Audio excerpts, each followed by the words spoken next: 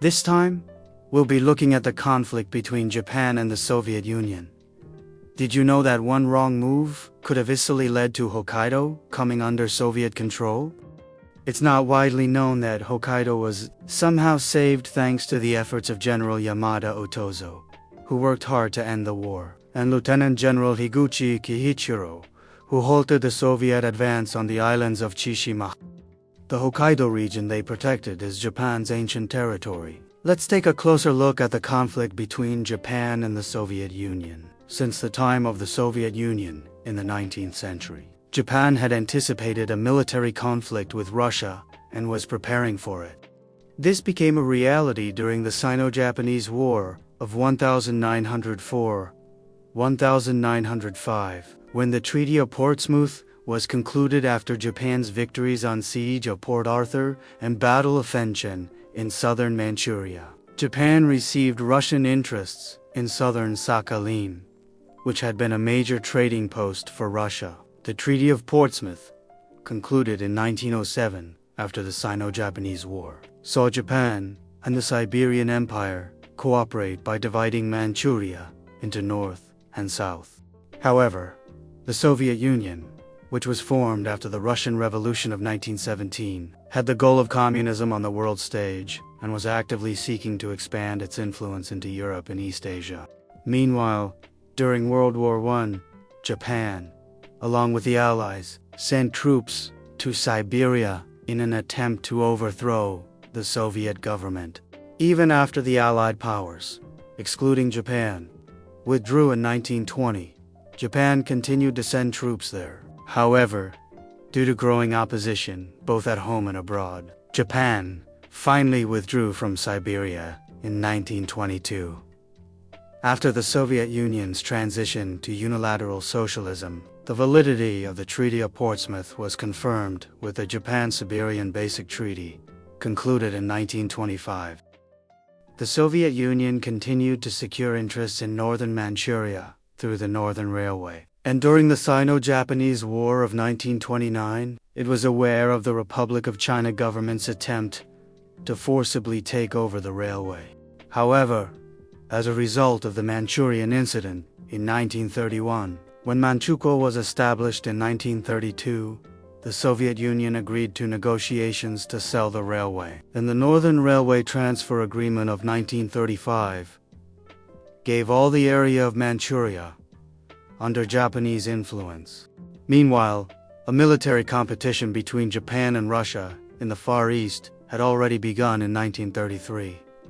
At the time, the Japanese military collaborated with its home base to expand its physical and military readiness, with the Kwantung Army at the core of this effort. However, by 1936, a decisive gap had emerged.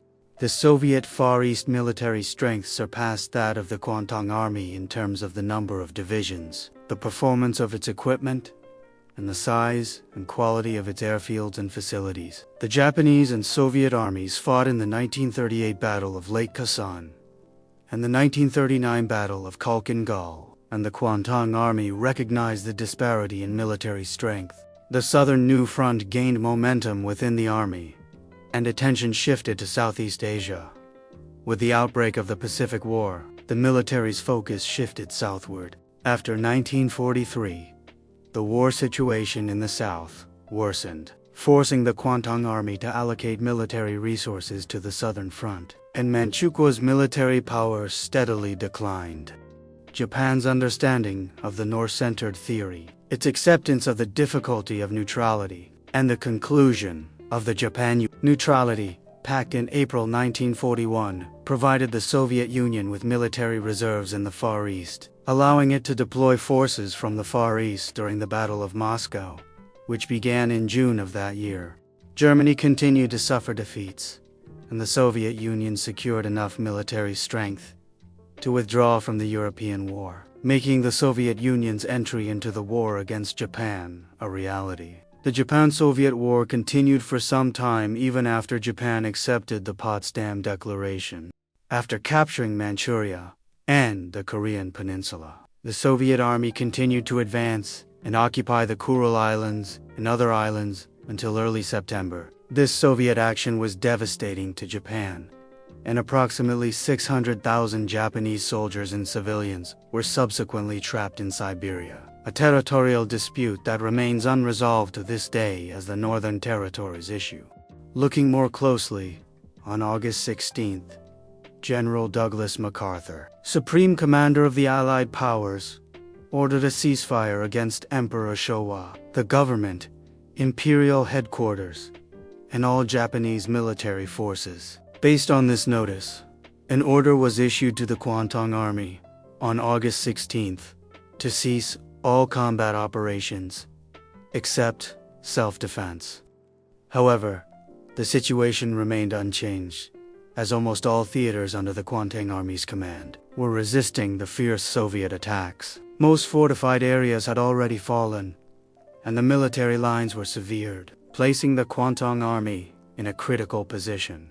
On August 17th, General Otosaburō Yamada, Commander-in-Chief of the Kwantung Army, began negotiations with the Soviet side, but Marshal Vasilyev, Commander-in-Chief of the Soviet Far East, responded that a ceasefire would not be reached until the morning of August 20th, whose sole responsibility was to secure a ceasefire between the Kwantung Army and the Soviet Union, issued a new order on August 18th to cease all military operations for all Japanese forces.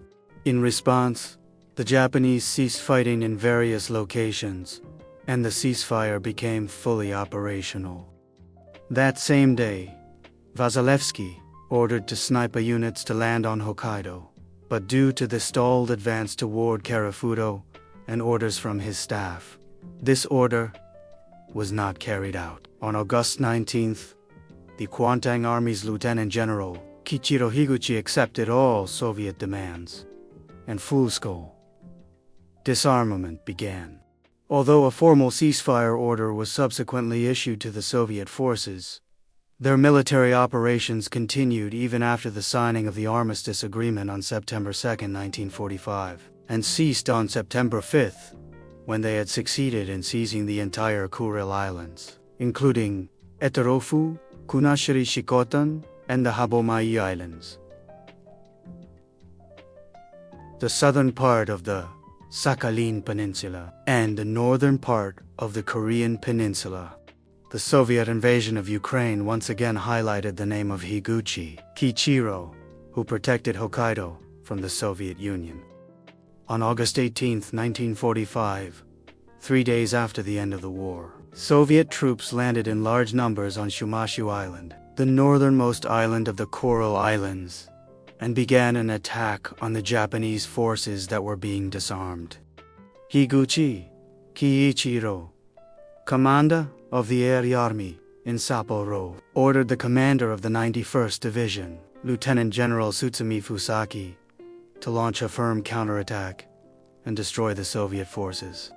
Although the Japanese side ultimately laid down their weapons under this ceasefire agreement, Japan maintained the upper hand throughout the fighting, halting the Soviet advance and thwarting Supreme Leader Stalin's ambition to occupy Hokkaido.